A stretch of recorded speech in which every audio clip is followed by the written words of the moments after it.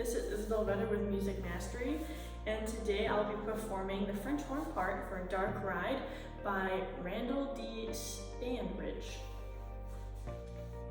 After I play through this piece, I'll provide a tutorial on how to master the part so you're ready for your next rehearsal. Let's go!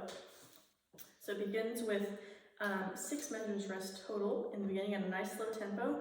So I'm just going to give 1 and lead us into when we first come in at measure 7 on that C. And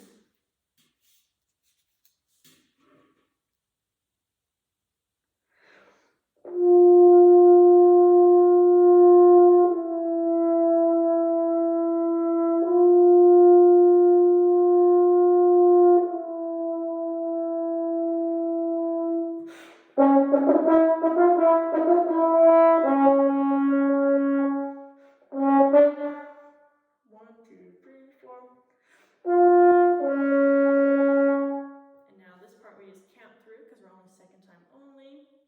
So I'm counting, and I'm going to give 1 measure at the first ending, and then we're going to come in. 1, 2.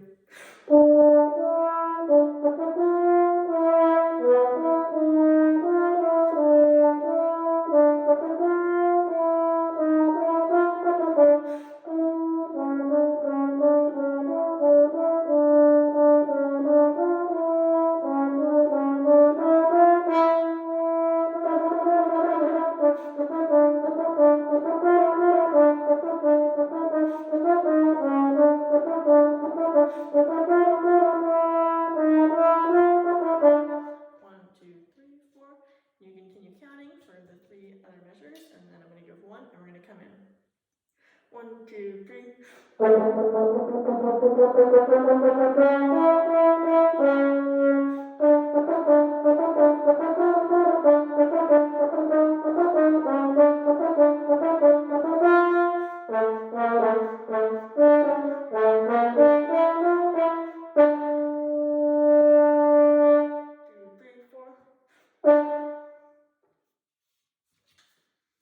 I hope this performance was helpful. Now we're going to go through and I'm going to teach you some tips and tricks of how to master this part. And if you need more help with technique or something that wasn't covered in this video, be sure to check out the other videos on Music Mastery in the Fundamentals section of Library. Okay, so now let's just start in the beginning. It starts at a very slow tempo compared to the rest of it at 72. So let's go ahead and find 72 on my metronome. Pretty slow. It sounds super slow compared to the 160 that we have to go to.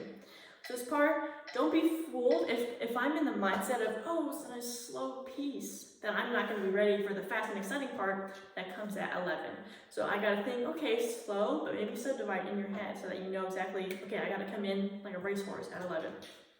So you start in a nice pianissimo and then a little ritornando, before, slow down to go into 11, and then as soon as 11 hits, boom, you go all the way up to 160. So here's that, which is quite a bit faster, almost double what we were just at. So, and this part, because it's so fast, it's especially important to have really crisp articulations, even with the tenuto, the longer line accents, but especially with the staccatos. So if I were to play this first little section at 11 with no accents and nothing, it was just kind of just there, this is what it would sound like.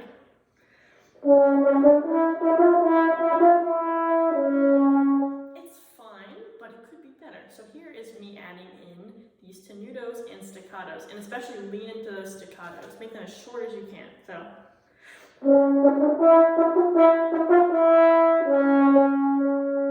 And that'll help you stay in time if you're nice and crisp, because if you get a little too goopy with it, then you can easily get behind the conductor or the metronome or whatever's going on. And so there's that part, and really outdo those fortes. Don't make them nice and beautiful still, but make them really nice and brassy, because French horn, we're a brass instrument. We gotta make it sound heroic. Even if, so the tone of this piece for this section is fast and exciting, heroes are exciting, and so is brass. Just really dig deep into that section. And then at 19, it says second time only. And what I like to do with my music is that anytime there's anything that has to do with like, oh, make sure you don't play here or do this, I will circle that. I'll put a big star next to that because it's your music.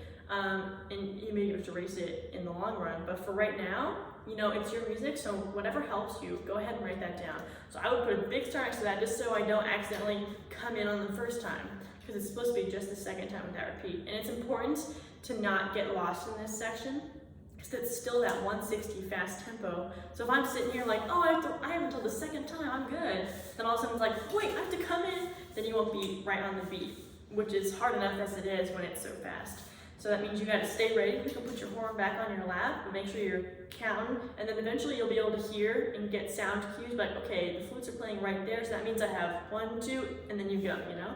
So eventually you'll be able to do that.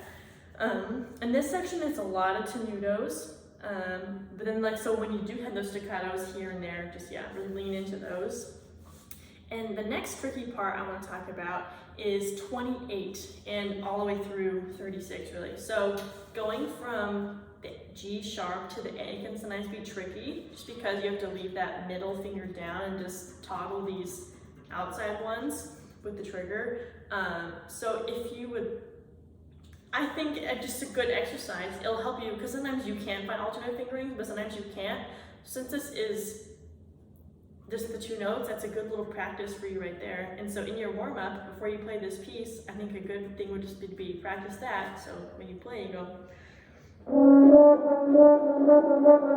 and try and play it faster than the piece, so that if you can play it faster, then like, hey, playing it a little slower at the 160 will be a piece of cake.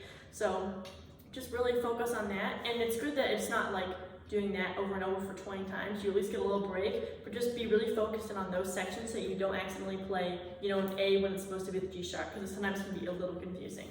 And then at measure 35, right before the big block 36, you see a trill. And we'll end before that the forte piano. So let's start with the forte piano. Forte pianos are really important in brass, I feel, because we can get that really brassy sound and then come down, especially with French horn, we can play pretty quiet and then get such a nice crescendo. But we want to make sure that when we do the forte, like before we go down to the piano, we're not like, and then you go down. You got to be like, oh, so like it still sounds musical, you know? It's not supposed to be ugly. So if I were to go, it's a little abrasive and it's a little in your face, which is what it's supposed to be, but you don't want to feel like you're being hit. You want to feel like you're, you know, just got to make it beautiful still. So I could make it a little more just like accent like this instead of like a staccato on that. So instead of going, I went like, oh. So you have a little bit of a movement there, a little phrasing, and then just really build back into that forte for the trill. And for this trill, luckily for us, we don't have to do a lip trill, because those, and thank goodness those are a little difficult, but this is, we can do a finger trill for this. So what you're gonna do is, you're gonna play that B natural, which is trigger 2, and you're just gonna lift off that second vowel. So you're gonna go, and you're gonna do that for the whole measure, and it's just forte the whole time, so don't have to worry about any crescendos, and then bum, bum, bum, bum, right at 36. So I'm gonna play those 2 measures going into 36, just so you can hear that sound.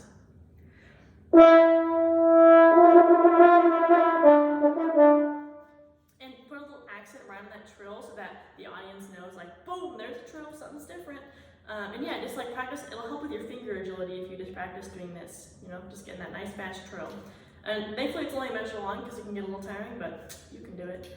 Okay, and then, let's see. Oh, another important part is measure 48, where it's the accel part going into even faster, if you can believe that, 172.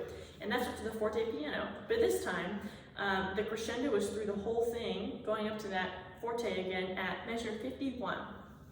And it's a little hard to do a forte piano when it's 8 notes, but with a little practice, you can do it. So instead of just going like, you have to go hit the first one and then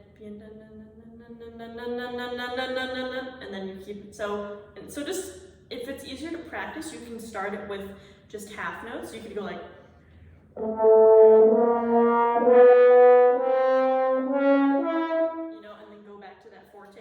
But then once you add 8 notes, it'll sound like this. And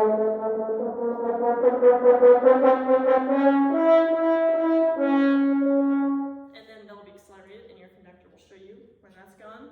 And then boom, 172 right at 52. Okay, and that part is, it mirrors the beginning a little bit. It's just, you know, a little faster. Cake. And then 58, that part is a little tricky with the rhythm. So this one, you might see the rest and say, oh, I'm gonna breathe right there. But since it is so fast, you can't do a lot of stuff there. So you gotta make sure that you're playing the off beats. So if I accidentally get off or I try to breathe in that 8th note, it's not gonna work as well and you'll get off really fast. So you gotta make sure that you breathe, even cut off a little bit early and measure 57 on that C so that you have enough time to get a quick little breath and then come in, and then don't breathe in the 8th rest because it won't be enough time with this tempo. So if I play measures 57, 58, 59, it'll sound like this. And that's how I didn't breathe, but I'm gonna breathe this time. Okay.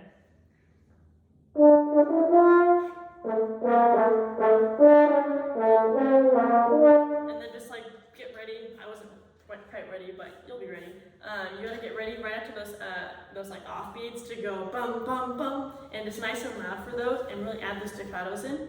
And then the forte piano again, we love those. Appears a lot in this piece at measure 62. And just really nice and loud. And even on that last note with the forte, I would even go a little louder just because like boom, it's at the very end.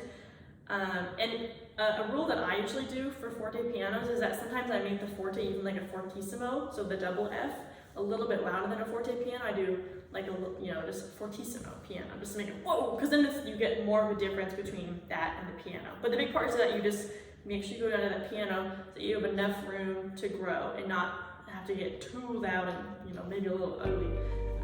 Yeah, so that is everything on this piece that I think is a little bit difficult, and I hope that helped.